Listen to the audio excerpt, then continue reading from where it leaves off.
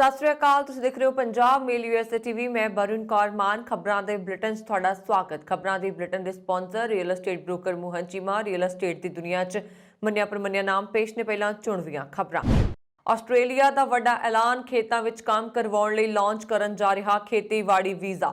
ਸੰਘਣੀ ਧੁੰਦ ਕਾਰਨ ਕੋਲਕਾਤਾ ਹਵਾਈ ਅੱਡੇ ਤੇ ਉਡਾਣਾਂ ਪ੍ਰਭਾਵਿਤ, ਸੈਂਕੜੇ ਯਾਤਰੀ ਫਸੇ। US ਇੰਟੈਲੀਜੈਂਸ ਦਾ ਦਾਅਵਾ, ਪੁਤਿਨ ਨੇ ਹਮਲੇ ਦਾ ਦਿੱਤਾ ਆਦੇਸ਼। ਯੂਕਰੇਨ ਵੱਲ ਵਧੇ ਰੂਸੀ ਟੈਂਕ। ਜੰਗ ਨੂੰ ਟਾਲਣ ਲਈ ਅਮਰੀਕੀ ਰਾਸ਼ਟਰਪਤੀ ਜੋ ਬਾਈਡਨ ਵਲਾਦੀਮੀਰ ਪੁਤਿਨ ਨੂੰ ਮਿਲਣਗੇ। ਸਿਖਰ ਸੰਮੇਲਨ ਤੇ ਬਣੀ ਸਹਿਮਤੀ। ਯੂਕਰੇਨ ਦੇ ਰਾਸ਼ਟਰਪਤੀ ਨੇ ਵੱਧਦੇ ਤਣਾਅ ਦੇ ਵਿਚਕਾਰ ਪੁਤਿਨ ਨੂੰ ਗੱਲਬਾਤ ਦਾ ਦਿੱਤਾ ਪ੍ਰਸਤਾਵ। ਕੈਨੇਡਾ ਵਿੱਚ ਕਰੀਬ 1 ਮਹੀਨੇ ਤੱਕ ਚੱਲਿਆ ਟਰੱਕ ਡਰਾਈਵਰਾਂ ਦਾ ਵਿਰੋਧ ਪ੍ਰਦਰਸ਼ਨ ਖਤਮ। ਤੇ ਹੁਣ ਇਹਨਾਂ ਖਬਰਾਂ ਦਾ ਵਿਸਥਾਰ।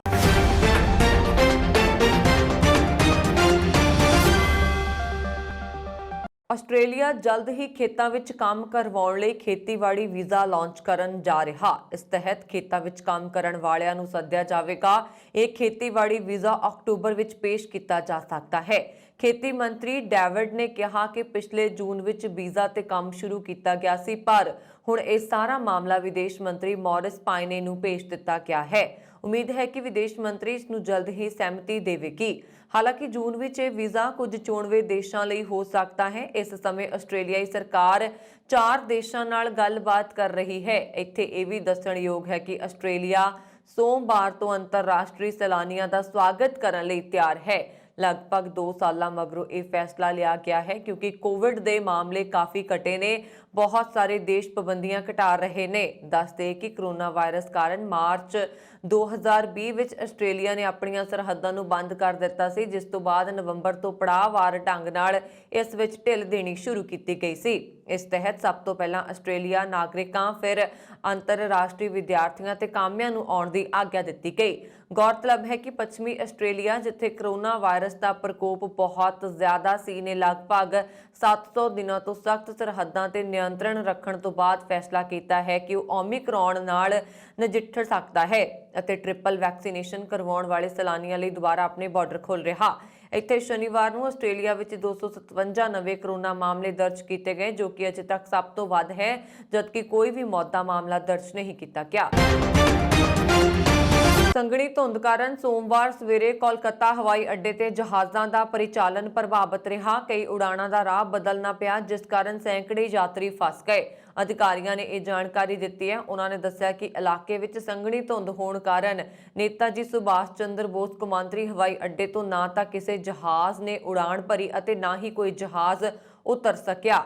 ਅਧਿਕਾਰੀਆਂ ਨੇ ਦੱਸਿਆ ਕਿ 50 ਮੀਟਰ ਦੀ ਵਿਜ਼ਿਬਿਲਿਟੀ ਹੋਣ ਕਾਰਨ ਤੜਕੇ ਸਵੇਰੇ ਕੋਲਕਾਤਾ ਤੋਂ ਉਡਾਣ ਭਰਨ ਵਾਲੇ ਜਹਾਜ਼ਾਂ ਦਾ ਪਰਿਚਾਲਨ ਨਹੀਂ ਹੋ ਸਕਿਆ, ਜਿਸ ਦੇ ਚੱਲਦੇ ਸੈਂਕੜੇ ਯਾਤਰੀ ਫਸ ਗਏ। ਉਹਨਾਂ ਨੇ ਦੱਸਿਆ ਕਿ ਜਿਨ੍ਹਾਂ ਜਹਾਜ਼ਾਂ ਨੂੰ ਇੱਥੇ ਉਤਰਨਾ ਸੀ, ਉਹਨਾਂ ਨੂੰ ਨੇੜਲੇ ਹਵਾਈ ਅੱਡਿਆਂ ਤੇ ਭੇਜਿਆ ਗਿਆ, ਜਿਸ ਵਿੱਚੋਂ ਜ਼ਿਆਦਾਤਰ ਜਹਾਜ਼ ਰਾਂਚੀ ਹਵਾਈ ਅੱਡੇ ਤੇ ਉਤਰੇ। ਅਧਿਕਾਰੀਆਂ ਨੇ ਦੱਸਿਆ ਕਿ 9 ਵਜੇ ਤੋਂ ਬਾਅਦ ਵਿਜ਼ਿਬਿਲਿਟੀ ਵਿੱਚ ਸੁਧਾਰ ਹੋਣ ਤੋਂ ਬਾਅਦ ਪਰਿਚਾਲਨ ਆਮ ਹੋਇਆ।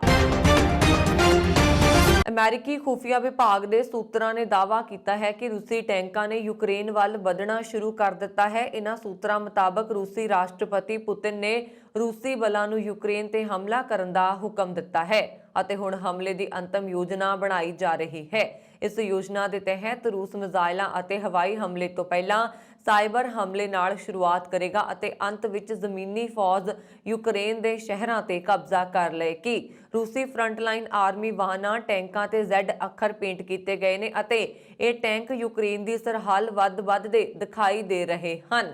ਜੰਗ ਦੌਰਾਨ ਦੋਸਤ ਅਤੇ ਦੁਸ਼ਮਣ ਦੀ ਪਛਾਣ ਕਰਨ ਲਈ ਅਜਿਹੇ ਚਿੰਨ੍ਹ ਬਣਾਏ ਜਾਂਦੇ ਨੇ। ਯੂਕਰੇਨ ਦੇ ਵਿਸ਼ਲੇਸ਼ਕਾਂ ਦਾ ਦਾਅਵਾ ਹੈ ਕਿ ਯੂਕਰੇਨ ਕੋਲ ਵੀ ਰੂਸ ਦੇ ਸਮਾਨ ਟੈਂਕ ਅਤੇ ਵਾਹਨ ਨੇ, ਇਸ ਲਈ ਇਹ ਨਿਸ਼ਾਨ ਆਪਣੀ ਹੀ ਫੌਜ ਦੀ ਗੋਲਾਬਾਰੀ ਤੋਂ ਬਚਣ ਲਈ ਬਣਾਏ ਗਏ ਨੇ। ਵਾਹਨਾਂ ਤੇ ਅਜਿਹੇ ਨਿਸ਼ਾਨ ਪਹਿਲੀ ਵਾਰ ਖਾੜੀ ਯੁੱਧ ਦੌਰਾਨ ਅਮਰੀਕੀ ਅਤੇ ਬ੍ਰਿਟਿਸ਼ ਫੌਜਾਂ ਦੁਆਰਾ ਪੇਸ਼ ਕੀਤੇ ਗਏ ਸਨ। ਫਿਰ ਉਹਨਾਂ ਨੇ ਇੱਕ ਦੂਜੇ ਨੂੰ ਨਿਸ਼ਾਨਾ ਬਣਾਉਣ ਤੋਂ ਬਚਣ ਲਈ ਵਾਹਨਾਂ ਤੇ ਉਲਟਾ ਵੀ ਨਿਸ਼ਾਨ ਬਣਾਇਆ। ਇਸ ਦੌਰਾਨ ਅਮਰੀਕਾ ਦੀ ਉਪ ਰਾਸ਼ਟਰਪਤੀ ਕਮਲਾ ਹੈਰਿਸ ਨੇ ਕਿਹਾ ਹੈ ਕਿ ਯੂਰਪ ਵਿੱਚ ਜੰਗ ਦਾ ਡਰ ਅਸਲੀ ਹੈ। ਉਸਨੇ ਇਹ ਵੀ ਕਿਹਾ ਕਿ ਰੂਸ ਦੇ ਘੇਰੇ ਵਿੱਚ ਆਉਣ ਦੀ ਸੂਰਤ ਵਿੱਚ ਅਮਰੀਕਾ ਰੂਸ ਤੇ ਸਭ ਤੋਂ ਵੱਡੀਆਂ ਪਾਬੰਦੀਆਂ ਲਗਾਏਗਾ। ਅਮਰੀਕਾ ਵਿੱਚ ਰੂਸ ਦੇ ਰਾਜਦੂਤ ਅਨਾਤੋਲੀ ਐਂਟੋਨੋਵ ਨੇ ਐਤਵਾਰ ਨੂੰ ਕਿਹਾ ਕਿ ਰੂਸ ਅਤੇ ਯੂਕਰੇਨ ਵਿਚਾਲੇ ਵੱਧਦੀ ਜੰਗ ਦੇ ਡਰ ਦੇ ਵਿਚਕਾਰ ਰੂਸ ਦੀ ਕਿਸੇ ਹੋਰ ਦੇਸ਼ ਦੀ ਜ਼ਮੀਨ ਨੂੰ ਆਪਣੇ ਨਾਲ ਜੋੜਨ ਦੀ ਕੋਈ ਯੋਜਨਾ ਨਹੀਂ ਹੈ। रूस ਤੇ ਯੂਕਰੇਨ ਵਿਚਾਲੇ ਸਥਿਤੀ ਵਿਗੜਦੀ ਜਾ ਰਹੀ, ਜਿਸ ਕਾਰਨ ਦੁਨੀਆ ਭਰ ਦੇ ਦੇਸ਼ ਵੀ ਦੋਹਾਂ ਦੇਸ਼ਾਂ ਵਿਚਾਲੇ ਸਥਿਤੀ ਨੂੰ ਆਮ ਵਾਂਗ ਕਰਨ ਲਈ ਆਪਣੇ ਪੱਧਰ ਤੇ ਪਹਿਲ ਕਦਮੀ ਕਰ ਰਹੇ ਨੇ। ਇਸ ਦੌਰਾਨ ਅਮਰੀਕੀ ਰਾਸ਼ਟਰਪਤੀ ਜੋ ਬਾਈਡਨ ਰੂਸੀ ਰਾਸ਼ਟਰਪਤੀ ਵਲਾਦੀਮੀਰ ਪੁਤਿਨ ਨਾਲ ਸਿਧਾਂਤਕ ਤੌਰ ਤੇ ਮੁਲਾਕਾਤ ਕਰਨ ਲਈ सहमत हुए। व्हाइट हाउस के प्रेस ਸਕੱਤਰ जेन साकी ने कहा कि राष्ट्रपति जो बाइडेन रूसी राष्ट्रपति ਵਲਾਦੀਮੀਰ पुतिन नाल मिलन ਲਈ सहमत हो गए ने, पर इस दौरान जे कोई हमला नहीं होएगा ਤਾਂ ही ਉਹ रूसी राष्ट्रपति नाल मुलाकात करनगे। दरअसल यूएस के राष्ट्रपति जो बाइडन ते रूस के राष्ट्रपति ਵਲਾਦੀਮੀਰ पुतिन ने यूरोप ਵਿੱਚ ਸੁਰੱਖਿਆ ਤੇ ਰਣਨੀਤਿਕ ਸਥਿਰਤਾ ਤੇ ਚਰਚਾ ਕਰਨ ਲਈ ਫਰਾਂਸ ਦੇ ਰਾਸ਼ਟਰਪਤੀ ਇਮੈਨੂਅਲ ਦੁਆਰਾ ਪ੍ਰਸਤਾਵਿਤ ਸੰਮੇਲਨ ਦੇ ਸਿਧਾਂਤ ਤੇ ਸਹਿਮਤੀ ਜਤਾਈ ਹੈ। एलएसी पैलेस अनुसार राष्ट्रपति इमैनुअल मैक्रोन ने पुतिन नाल दिन विच 2 वार टैलीफोन ते गलबात की है ते यूक्रेन की स्थिति ते जो बाइडन मुताबिक राष्ट्रपति इमैनुअल ने दोहां नेतावां नूं यूरोप विच सुरੱਖਿਆ ते रणनीतिक स्थिरता ते सम्मेलन आयोजित करन दा प्रस्ताव दिता, जिस तो बाद राष्ट्रपति जो बाइडन ते पुतिन दोवां ने इस नूं सिद्धांतक तौर ते स्वीकार कर लिया। ਬਿਆਨ ਵਿੱਚ ਕਿਹਾ ਗਿਆ ਹੈ ਕਿ ਅਜਿਹੇ ਸਿਖਰ ਸੰਮੇਲਨ ਦਾ ਸਾਰ ਅਮਰੀਕਾ ਦੇ ਵਿਦੇਸ਼ ਮੰਤਰੀ ਐਂਟਨੀ ਬਲਿੰਕਨ ਤੇ ਰੂਸੀ ਵਿਦੇਸ਼ ਮੰਤਰੀ ਸਰਗੇਈ ਲਾਵਰੋਵ ਨੂੰ 24 ਫਰਵਰੀ ਨੂੰ ਆਪਣੀ ਮੀਟਿੰਗ ਦੌਰਾਨ ਤਿਆਰ ਕਰਨਾ ਹੋਏਗਾ। ਵੱਧਦੇ ਤਣਾਅ ਦੇ ਦਰਮਿਆਨ ਯੂਕਰੇਨ ਦੇ ਰਾਸ਼ਟਰਪਤੀ ਵਲਾਦੀਮੀਰ ਨੇ ਸ਼ਨੀਵਾਰ ਨੂੰ ਰੂਸੀ ਰਾਸ਼ਟਰਪਤੀ ਵਲਾਦੀਮੀਰ ਪੁਤਿਨ ਨੂੰ ਬੈਠਕ ਕਰਕੇ ਸੰਕਟ ਦਾ ਹੱਲ ਕੱਢਣ ਦਾ ਪ੍ਰਸਤਾਵ ਦਿੱਤਾ ਸੀ। ਜ਼ੈਲੈਂਸਕੀ ਨੇ ਮਿਊਨਿਖ ਸੁਰੱਖਿਆ ਸੰਮੇਲਨ ਵਿੱਚ ਕਿਹਾ ਕਿ ਮੈਂ ਨਹੀਂ ਜਾਣਦਾ ਕਿ ਰੂਸ ਦੇ ਰਾਸ਼ਟਰਪਤੀ ਕੀ ਚਾਹੁੰਦੇ ਨੇ, ਇਸ ਲਈ ਮੈਂ ਉਹਨਾਂ ਨੂੰ ਮੁਲਾਕਾਤ ਦਾ ਪ੍ਰਸਤਾਵ ਦਿੰਦਾ ਹਾਂ। ਉਹਨਾਂ ਨੇ ਕਿਹਾ ਕਿ ਰੂਸ ਗੱਲਬਾਤ ਲਈ ਸਥਾਨ ਦੀ ਚੋਣ ਕਰ ਸਕਦਾ ਹੈ। ਉਹਨਾਂ ਨੇ ਕਿਹਾ ਕਿ ਸੁਰੱਖਿਆ ਸੰਮੇਲਨ ਤੋਂ ਵੱਖ ਅਮਰੀਕਾ ਦੀ ਉਪ ਰਾਸ਼ਟਰਪਤੀ ਕਮਲਾ ਹੈਰਿਸ ਨਾਲ ਵੀ ਮੁਲਾਕਾਤ ਕੀਤੀ। यूक्रेन के राष्ट्रपति ने कहा कि संकट के शांतिपूर्ण हल लई यूक्रेनी सिर्फ कूटनीति के राह ते चलता रहेगा। ਜ਼ੈਲੈਂਸਕੀ ने कहा कि इस प्रस्ताव ते रूस वालों तुरंत कोई प्रतिक्रिया नहीं दी गई। उन्होंने कहा कि यह प्रस्ताव अजिहे समय विच दिता है जदों पूर्वी यूक्रेन विच ਵੱਖਵਾਦੀ नेतावां ने खेतर विच ਹਿੰਸਾ ਵਧਣ ਅਤੇ ਇਸ ਦੀ ਆੜ ਵਿੱਚ ਰੂਸ ਤੇ ਹਮਲਾ ਕਰਨ ਸੰਬੰਧੀ ਪੱਛਮੀ ਦੇਸ਼ਾਂ ਦੇ ਖਦਸ਼ੇ ਵਿਚਕਾਰ ਸ਼ਨੀਵਾਰ ਨੂੰ ਪੂਰਨ ਮਿਲਟਰੀ ਲਾਮਬੰਦੀ ਦਾ ਆਦੇਸ਼ ਦਿੱਤਾ। ਅਗਲੇ ਕੁਝ ਦਿਨਾਂ ਵਿੱਚ ਯੁੱਧ ਹੋਣ ਦੇ ਖਦਸ਼ੇ ਵਿਚਕਾਰ ਜਰਮਨੀ ਅਤੇ ਆਸਟ੍ਰੇਲੀਆ ਨੇ ਆਪਣੇ ਨਾਗਰਿਕਾਂ ਨੂੰ ਯੂਕਰੇਨ ਛੱਡਣ ਲਈ ਕਿਹਾ ਹੈ। ਜਰਮਨ ਹਵਾਬਾਜ਼ੀ ਕੰਪਨੀ ਲੁਫਤਾਂਸਾ ਨੇ ਰਾਜਧਾਨੀ ਕੀਵ ਅਤੇ ਓਡੇਸਾ ਲਈ ਉਡਾਣਾਂ ਰੱਦ ਕਰ ਦਿੱਤੀਆਂ। ਇਸ ਵਿਚਕਾਰ ਪੂਰਬੀ ਯੂਕਰੇਨ ਵਿੱਚ ਯੂਕਰੇਨੀ ਸੈਨਾ ਦੇ ਅਧਿਕਾਰੀਆਂ ਤੇ ਗੋਲਾਬਾਰੀ ਕੀਤੀ ਗਈ। ਅਧਿਕਾਰੀਆਂ ਨੇ ਗੋਲਾਬਾਰੀ ਤੋਂ ਬਚਣ ਲਈ ਖੇਤਰ ਵਿੱਚ ਬੰਬ ਵਿਰੋਧੀ ਆਸਰਾ ਸਥਾਨ ਵਿੱਚ ਸ਼ਰਨ ਲਈ। ਕੈਨੇਡਾ ਦੀ ਰਾਜਧਾਨੀ ਓਟਾਵਾ ਦੀਆਂ ਸੜਕਾਂ ਨੂੰ ਲਗਭਗ 1 ਮਹੀਨੇ ਤੋਂ ਕੋਰੋਨਾ ਨਾਲ ਸੰਬੰਧਿਤ ਸਿਹਤ ਨੀਤੀਆਂ ਦਾ ਵਿਰੋਧ ਕਰਨ ਵਾਲੇ ਟਰੱਕ ਡਰਾਈਵਰਾਂ ਅਤੇ ਹੋਰਾਂ ਤੋਂ ਪੂਰੀ ਤਰ੍ਹਾਂ ਖਾਲੀ ਕਰਾ ਲਿਆ ਗਿਆ। ਇਨ੍ਹਾਂ ਵਿਰੋਧ ਪ੍ਰਦਰਸ਼ਨਾਂ ਕਾਰਨ ਰਾਜਧਾਨੀ ਦੇ ਵੱਡੇ ਹਿੱਸਿਆਂ ਨੂੰ ਵੀ ਹਫ਼ਤਿਆਂ ਲਈ ਬੰਦ ਕਰਨਾ ਪਿਆ, ਜਿਸ ਵਿੱਚ ਕੁਝ ਯੂਐਸ ਕੈਨੇਡਾ ਸਰਹੱਦੀ ਚੌਕੀਆਂ ਵੀ ਸ਼ਾਮਲ ਨੇ। ਇਸ ਤੋਂ ਪਹਿਲਾਂ ਇਹ ਪ੍ਰਦਰਸ਼ਨ ਸਰਹੱਦ ਪਾਰ ਟਰੱਕ ਡਰਾਈਵਰਾਂ ਲਈ ਲਾਜ਼ਮੀ ਟੀਕਾਕਰਨ ਦੇ ਹੁਕਮ ਵਿਰੁੱਧ ਸੀ, ਪਰ ਬਾਅਦ ਵਿੱਚ ਇਸ ਨੇ ਕੋਵਿਡ ਪਾਬੰਦੀਆਂ ਤੇ ਪ੍ਰਧਾਨ ਮੰਤਰੀ ਜਸਟਿਨ ਟਰੂਡੋ ਦੇ ਵਿਰੋਧ ਤੇ ਧਿਆਨ ਕੇਂਦਰਿਤ ਕੀਤਾ। ਇਸ ਵਿਰੋਧ ਪ੍ਰਦਰਸ਼ਨ ਕਾਰਨ ਪ੍ਰਧਾਨ ਮੰਤਰੀ ਟਰੂਡੋ ਨੂੰ ਆਪਣੀ ਰਿਹਾਇਸ਼ ਛੱਡ ਕੇ ਪਰਿਵਾਰ ਸਮੇਤ ਕਿਸੇ ਗੁਪਤ ਥਾਂ ਤੇ ਜਾਣ ਲਈ ਮਜਬੂਰ ਹੋਣਾ ਪਿਆ।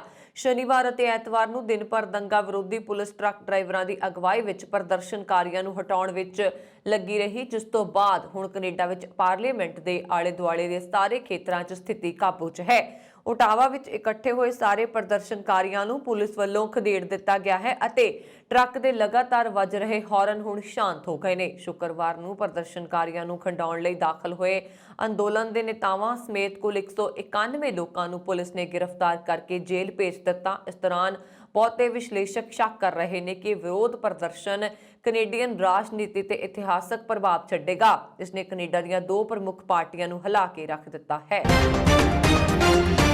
ਖਾੜੀ ਮੁਲਕ ਵਿੱਚ ਮਜ਼ਦੂਰੀ ਕਰਦਿਆਂ ਦਿਲ ਦੌਰਾ ਪੈਣ ਕਾਰਨ ਮੌਤ ਦੇ ਕਲਾਵੇ ਵਿੱਚ ਜਾਣ ਵਾਲੇ 2 ਭਾਰਤੀ ਕਿਰਤੀਆਂ ਦੀਆਂ ਮ੍ਰਿਤਕ ਦੇਹਾਂ ਦੁਬਈ ਦੇ ਕਾਰੋਬਾਰੀ ਅਤੇ ਸਰਬੱਤ ਦਾ ਭਲਾ ਟਰੱਸਟ ਚੈਰੀਟੇਬਲ ਟਰੱਸਟ ਦੇ ਸਰਪ੍ਰਸਤ ਡਾਕਟਰ ਐਸਪੀ ਸਿੰਘ ਓਬਰਾਏ ਦੇ ਯਤਨਾਂ ਸਦਕਾ ਤੜਕਸਾਰ ਕੌਮਾਂਤਰੀ ਹਵਾਈ ਅੱਡਾ ਰਾਜਾ ਸਾਂਝੀ ਅੰਮ੍ਰਿਤਸਰ ਵਿਖੇ ਪੁੱਜੀਆਂ। ਦੋਵਾਂ ਦੇਹਾਂ ਦਾ ਸੰਸਕਾਰ ਕਰ ਦਿੱਤਾ ਗਿਆ ਹੈ। ਜ਼ਿਲ੍ਹਾ ਮੋਹਾਲੀ ਦੀ ਤਹਿਸੀਲ ਖਰੜ ਦੇ ਵਸਨੀਕ ਸੁਸ਼ੀਲ ਜਾਦਵ ਤੇ ਜ਼ਿਲ੍ਹਾ ਪਟਿਆਲਾ ਦੇ ਪਿੰਡ ਜੱਸੋ ਮਾਜਰਾ ਦੇ ਵਾਸੀ ਮਨਪ੍ਰੀਤ ਸਿੰਘ ਦੀਆਂ ਦੇਹਾਂ ਲੈਣ ਅਨਿਲ ਯਾਦਵ ਤੇ ਗੁਰਵਚਨ ਸਿੰਘ ਪੁੱਜੇ ਸਨ। ਦੋਵਾਂ ਨੇ ਭਰੇ ਗੱਚ ਨਾਲ ਦੱਸਿਆ ਕਿ ਪਰਿਵਾਰਾਂ ਹੱਥੋਂ ਖੁੱਸਣ ਵਾਲੇ ਇਹ ਦੋਵੇਂ ਨੌਜਵਾਨ ਹਾਲੇ ਕੁਆਰੇ ਸਨ। ਅਨਿਲ ਨੇ ਦੱਸਿਆ ਕਿ ਉਹਨਾਂ ਦਾ ਪਿਛੋਕੜ ਉੱਤਰ ਪ੍ਰਦੇਸ਼ ਦੇ ਜ਼ਿਲ੍ਹਾ ਮਾਓ ਨਾਲ ਹੈ। 1991 ਜਨਮਿਆ ਸੁਸ਼ੀਲ 2018 ਵਿੱਚ ਰੋਟੀ ਕਮਾਉਣ ਲਈ ਦੁਬਈ ਗਿਆ ਸੀ। 26 ਸਾਲਾ ਸਵਰਗੀ ਮਨਪ੍ਰੀਤ ਸਿੰਘ ਦੇ ਭਰਾ ਗੁਰਬਚਨ ਸਿੰਘ ਨੇ ਦੱਸਿਆ ਕਿ ਭਰਾ 2 ਮਹੀਨੇ ਪਹਿਲਾਂ ਦੁਬਈ ਗਿਆ ਸੀ। ਕੁਝ ਦਿਨ ਪਹਿਲਾਂ ਉਹਨਾਂ ਨੂੰ ਮਨਹੂਸ ਇਤਲਾਹ ਮਿਲੀ ਕਿ ਦਿਲ ਦਾ ਦੌਰਾ ਪੈਣ ਕਰਕੇ ਉਸ ਦੀ ਮੌਤ ਹੋ ਗਈ। ਇਸ ਸੰਬੰਧੀ ਡਾਕਟਰ SP ਸਿੰਘ ਓਬਰਾਏ ਨੇ ਦੱਸਿਆ ਕਿ ਦੇਹਾਂ ਵਾਪਸ ਲਿਆਉਣ ਵਿੱਚ ਜਿੱਥੇ ਦੁਬਈ ਸਥਿਤ ਭਾਰਤੀ ਦੂਤਵਾਸ ਦਾ ਸਹਿਯੋਗ ਰਿਹਾ, ਉੱਥੇ ਨਿੱਜੀ ਸਕੱਤਰ ਬਲਦੀਪ ਸਿੰਘ ਚਾਹਲ ਦੀ ਭੂਮਿਕਾ ਰਹੀ ਹੈ।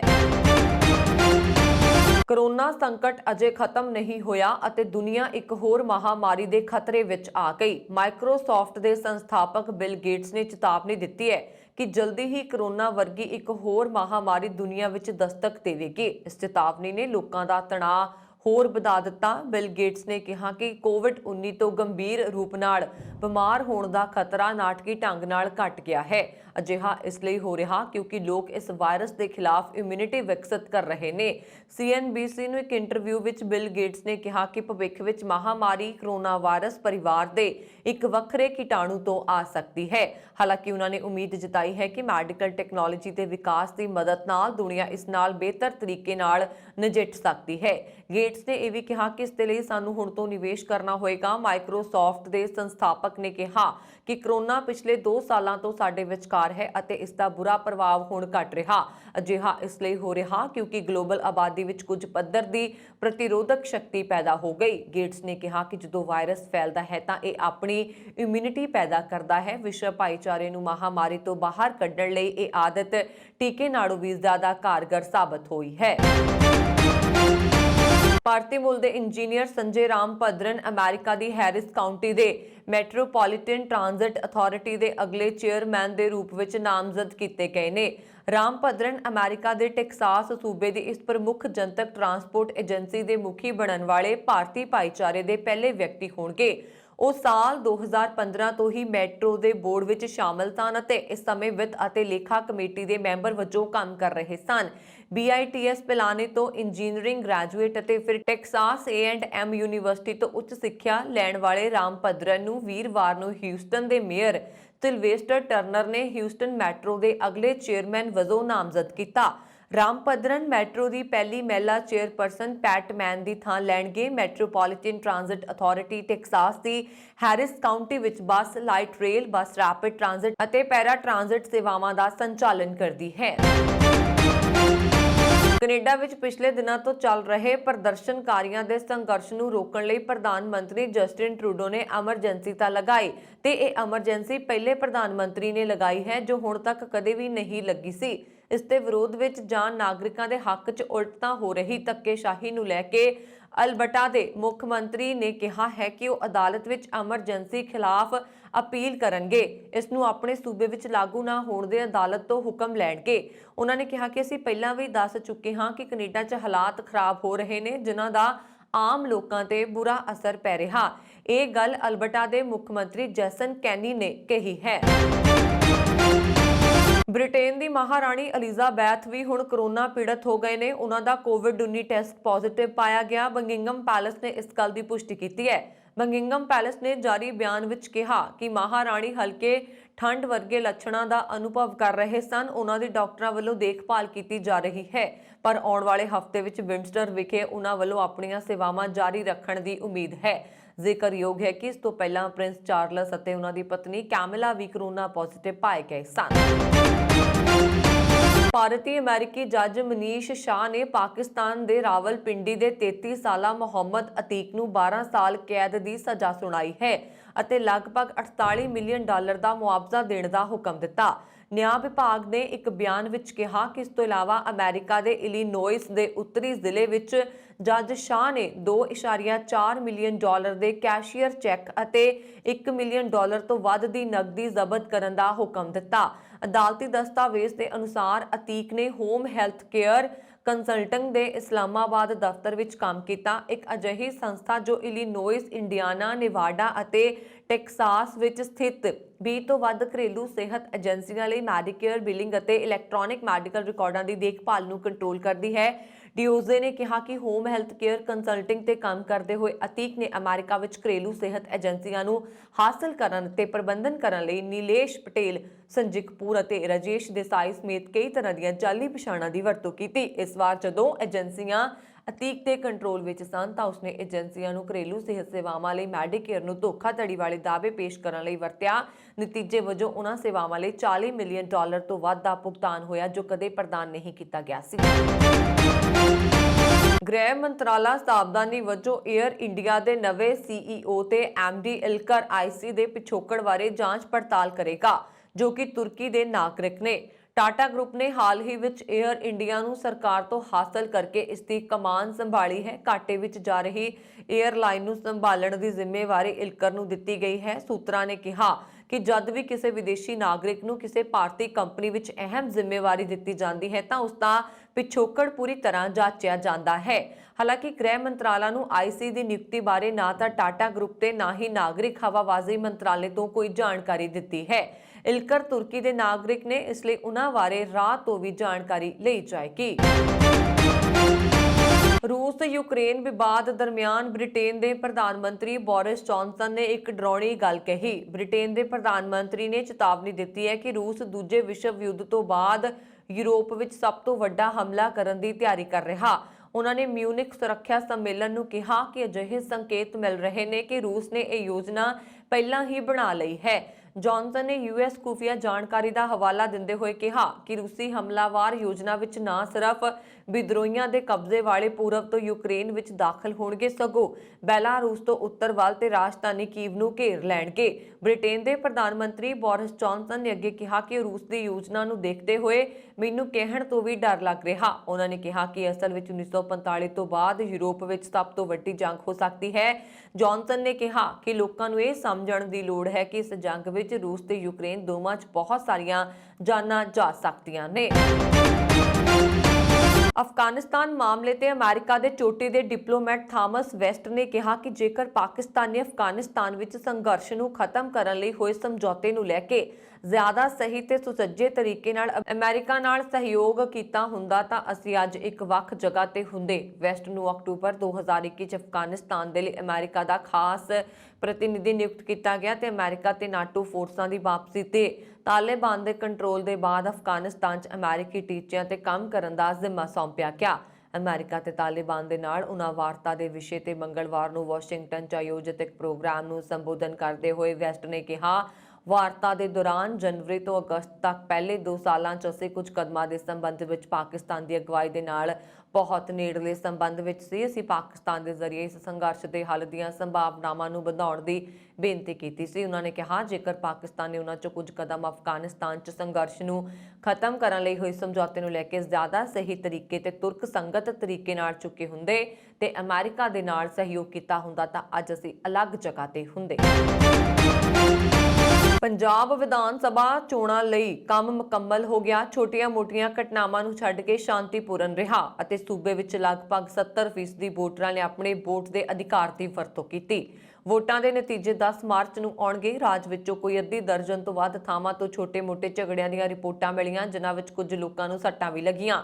ਬਠਿੰਡਾ ਵਿਖੇ ਨਰੂਆਣਾ ਤੇ ਮੱਲੂਵਾਲੀਏ ਤੋਂ ਹਵਾ ਵਿੱਚ ਗੋਲੀਆਂ ਚਲਾਉਣ ਦੀਆਂ ਰਿਪੋਰਟਾਂ ਮਿਲੀਆਂ, ਜਦੋਂ ਕਿ ਲੁਧਿਆਣਾ ਕੇਂਦਰੀ, ਬਰਨਾਲਾ, ਗਿੱਦੜਬਾਹਾ, ਦੀਨਾਨਗਰ, ਫਿਰੋਜ਼ਪੁਰ ਆਦਿ ਤੋਂ ਵੀ ਵਰਕਰਾਂ ਦੇ ਆਪਸੀ ਝਗੜਿਆਂ ਤੇ ਪੱਥਰਬਾਜ਼ੀ ਆਦਿ ਦੀਆਂ ਰਿਪੋਰਟਾਂ ਮਿਲੀਆਂ, ਜਿਨ੍ਹਾਂ ਸੰਬੰਧੀ ਪੁਲਿਸ ਵੱਲੋਂ ਕਾਰਵਾਈ ਕੀਤੀ ਜਾ ਰਹੀ ਹੈ। ਇਸ ਵਾਰ ਰਾਜ ਨੂੰ ਲੋੜੀਂਦੀ ਫੋਰਸ ਦੀ ਨਫਰੀ ਮਿਲ ਜਾਣ ਕਾਰਨ ਸੁਰੱਖਿਆ ਪ੍ਰਬੰਧ ਕਾਫੀ ਸਖਤ ਰਹੇ। ਵੋਟਾਂ ਦੌਰਾਨ ਰਾਜ ਦੇ ਦਿਹਾਤੀ ਖੇਤਰਾਂ 'ਚ ਕਾਫੀ ਉਤਸ਼ਾਹ ਦੇਖਿਆ ਗਿਆ ਤੇ ਇਸ ਦੌਰਾਨ ਦਿਹਾਤੀ ਖੇਤਰਾਂ ਦਾ ਵੋਟਾਂ ਦੀ ਫੀਸਦੀ ਜ਼ਿਆਦਾ ਰਹੀ, ਜਦੋਂ ਕਿ ਸ਼ਹਿਰੀ ਖੇਤਰਾਂ ਵਿੱਚ ਦਿਹਾਤੀ ਖੇਤਰਾਂ ਦੇ ਮੁਕਾਬਲੇ ਵੋਟ ਫੀਸਦੀ ਘੱਟ ਸੀ। ਸ਼ਹਿਰੀ ਖੇਤਰਾਂ ਵਿੱਚ ਵੋਟਰਾਂ ਵਿੱਚ ਉਤਸ਼ਾਹ ਵੀ ਘੱਟ ਵੇਖਣ ਨੂੰ ਮਿਲਿਆ। ਇਹ ਸਨ ਹੁਣ ਤੱਕ ਦੀਆਂ ਖਬਰਾਂ। ਮੈਨੂੰ ਵਰੁਣ ਕੌਰ ਮਾਨ ਨੂੰ ਦਿਓ ਆਗਿਆ। ਹੋਰ ਖਬਰਾਂ ਦੇ ਲਈ ਸਾਡਾ YouTube ਚੈਨਲ ਪੰਜਾਬ ਮੇਲ USA TV ਜ਼ਰੂਰ ਸਬਸਕ੍ਰਾਈਬ ਕਰੋ। ਸਤਿ ਸ਼੍ਰੀ ਅਕਾਲ।